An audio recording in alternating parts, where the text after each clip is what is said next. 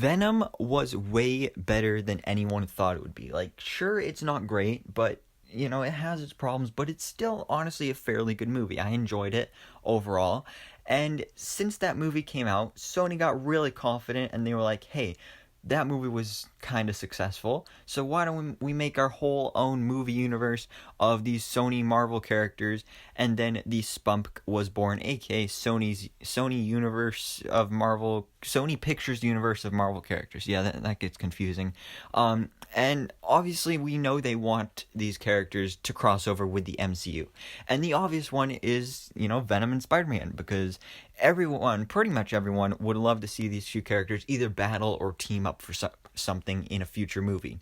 And I personally would love to see that as well. But now there's an actual rumor that's been going around the past couple days about Sony wanting to do some sort of massive crossover, like an Endgame level crossover with the MCU, but not just with all their Sony Marvel characters, specifically Venom and the Symbiotes. And I honestly think this would be really cool because, first of all, then you get in that Spider-Man Venom thing, so that's really cool. But also, there's so much potential here, and especially in the past couple of years, there's been so much, especially with merchandise, about like, oh, what if the Avengers were taken over by symbiotes and stuff like that.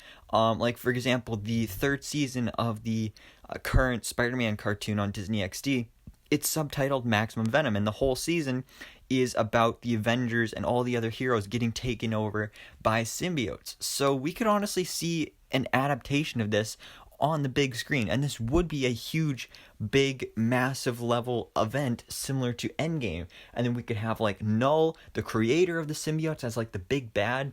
But I just think it would be so cool seeing all the Avengers taken over by symbiotes, because it's cool seeing like Venom and Carnage and characters like that, because but they're just one solid color. Like Venom, he's just black with like white eyes and stuff. Carnage is like the same thing, but he's red.